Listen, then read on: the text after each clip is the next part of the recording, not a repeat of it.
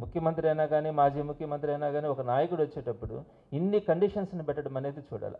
దీనికంటే భిన్నంగా ఇంకా కూడా 31వ తేదీ జగన్మోహన్ రెడ్డి గారు వస్తున్నారంటే 30వ తేదీ అర్ధరాత్రి 1 గంట నుంచి తెల్లవారు 6 దాకా లీడర్స్ అందరికీ కూడా సుమారుగా జిల్లాలో 3000 మందికి నోటీసులు ఇచ్చినారు. ఏమని ఇచ్చినారు ఆ నోటీసుల్లో? మీరు కనుక జగన్మోహన్ రెడ్డి గారి ప్రోగ్రామ్కి ఎవరైనా కనుక తీసుకెళ్తే మీ మీద చట్టపరమైనటువంటి చర్యలు తీసుకుంటాం, కేసులు పెడతామని చెప్పి ఇచ్చినారు.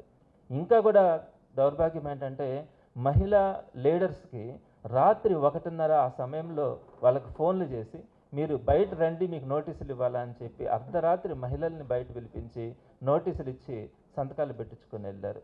ఎక్కడైనా మనం చూసినామా?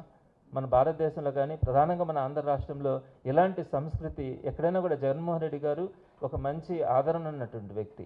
ఆయన వస్తూ ఉన్నారంటే ఏంటి ఇవన్నీ చేయడం?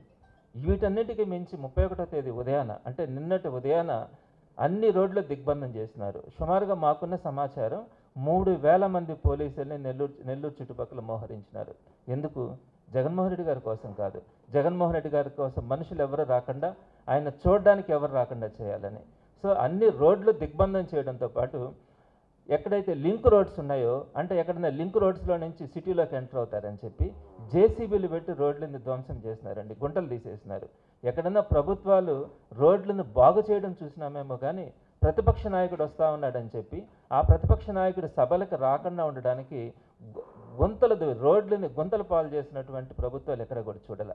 అక్కడ ఉన్నటువంటి స్థానికులు అడ్డుకొని ఎందుకయ్యా మా రోడ్లని ఇక్కడంతా కూడా ధ్వంసం చేస్తూ ఉన్నారంటే జగన్మోహన్ రెడ్డి గారి పర్యటన అయిపోగానే మరలా ఈ గుంటలు పూడి చేస్తామని చెప్పి వాళ్ళు చెప్పినటువంటి వీడియోలను కూడా నిన్న మేము రిలీజ్ చేయడం జరిగింది. సో ఈ విధంగా ఎక్కడ కూడా దిగ్బంధం చేస్తున్నారు, ఏ ఒక్కరు కూడా రాకుండా చేయాలనే ప్రయత్నం చేస్తున్నారు. అయితే ఇక్కడ గొప్పతనం ఏంటంటే ప్రతి వైఎస్ఆర్సీపీ నాయకుడు కార్యకర్తలతో పాటు సామాన్య ప్రజలు కూడా ఈ రెస్ట్రిక్షన్స్ అన్నింటినీ చూసిన తర్వాత ఏమవుతుంది? ఒక నాయకుడు వస్తూ ఉన్నప్పుడు చూడడానికి వెళ్తే కేసులు పెడతారా? పెట్టుకొనివ్వండి. మనమేం తప్పు చేయట్లా, మనమేం కర్రలో కత్తులు పట్టుకొని పోవట్లా, నాయకుడిని చూద్దామని పోతా ఉంటే వీళ్ళు ఈ విధంగా నోటీసులు ఇవ్వడం ఏంటని నిన్నటి రోజున 1000 మంది నిన్నటి రోజున రావడం అన్నది ఒక అద్భుతమనే చెప్పాలా. జగన్మోహన్ రెడ్డి గారి పర్యటనలో ఎక్కడ కూడా ఎక్కడ చిన్న అవాంఛనీయ సంఘటన జరగకుండా, ఎవరికి చిన్న ఇబ్బంది కలగకుండా ఆ భగవంతుని దయ వల్ల కావచ్చు, కార్యకర్తలు నాయకులు చేసినటువంటి కృషి వల్ల చాలా చక్కగా నిన్న అన్ని 1000 మంది జనాలు వచ్చినా కూడా ప్రోగ్రామ్ని సక్సెస్ఫుల్గా చేసుకున్నాం. ఎక్కడ కూడా మాకు అధికారుల దగ్గర నుంచి కానీ పోలీసుల దగ్గర నుంచి కానీ పెద్ద సహకారం కూడా లేదు. మేము వాలంటీర్లను పెట్టుకున్నాం, మేము సపరేట్గా ప్రైవేటు వ్యక్తులను కూడా కొంతమందిని నియమించుకొని ఎవరికి కూడా ఇబ్బంది కలగకుండా వాటర్ ఫెసిలిటీ దగ్గర నుంచి ఆ కాన్వాయ్కి సంబంధించి జగన్మోహన్ రెడ్డి గారి కాన్వాయ్ వెళ్తూ ఉంటే అక్కడ ఎవరు కూడా జనాలు పైన పడకుండా ఆ కాన్వాయ్ కిందకి రాకుండా జాగ్రత్తలు తీసుకోవడంలో కార్యకర్తలు నాయకులు అందరం కూడా సమిష్టిగా పనిచేయడం వల్ల నిన్నటి ప్రోగ్రాం ఎక్కడ కూడా అవాంఛనీయ సంఘటన జరగకుండా విజయవంతమైంది.